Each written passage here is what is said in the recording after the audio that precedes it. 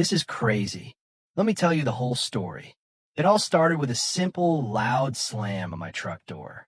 I was so tired, I didn't even realize how hard I'd closed it.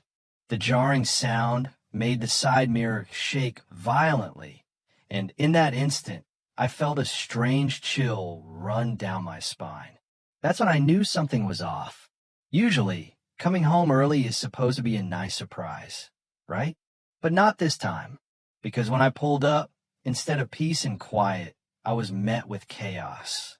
The driveway was packed with cars, balloons floated loosely in the breeze, and a bunch of strangers sat in lawn chairs, chatting among themselves. Cars lined the grass, making the place look more like a yard sale than my ranch. Tied to all that was a man in a sharp suit holding a microphone. I couldn't believe my eyes. And then I saw the sign on my porch, big, bright, and impossible to miss. It read, "Live property auction, today only." Before I even had the chance to step out of my truck, a woman stormed toward me so fast, I almost stumbled. It was Karen, the same Karen who'd been relentless since I moved here. She's that bleach blonde woman with sunglasses so big they could cover a dinner plate. She's also the kind of person who shows up out of nowhere with a clipboard and a fake smile, pretending to be friendly, but clearly on a mission. She snapped at me, "You're not supposed to be here." I kept my voice calm, trying to hold my temper. "Karen," I said, "this is my ranch." Her face twisted in shock, like I'd insulted her family or her best friend.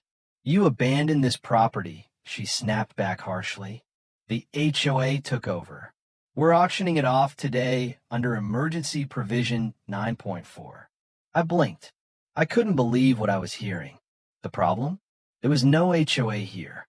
No such provision existed. We have no HOA, never did. I pointed that out right away. That's when she did something even more unbelievable. She pulled out her phone, dialed 911, and told the dispatcher I was threatening her on community property. That's when I heard the sirens. The flashing lights appeared on the horizon. It's a moment I should have seen coming.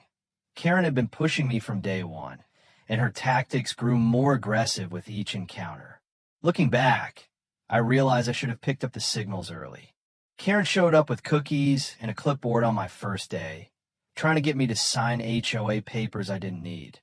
She wore a fake sweet smile, but I could see right through her.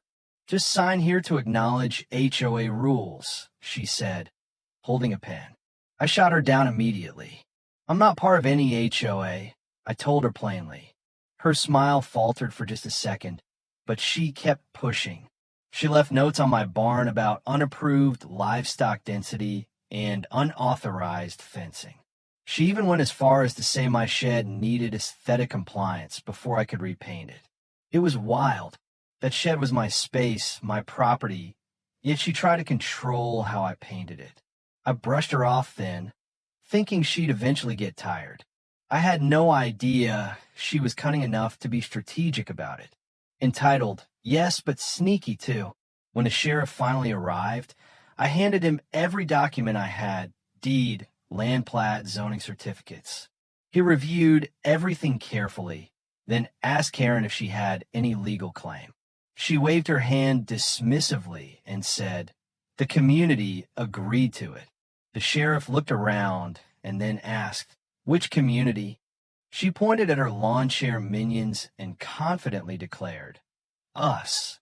Turns out, she'd printed her own HOA newsletters and even declared her own authority over rural unclaimed land.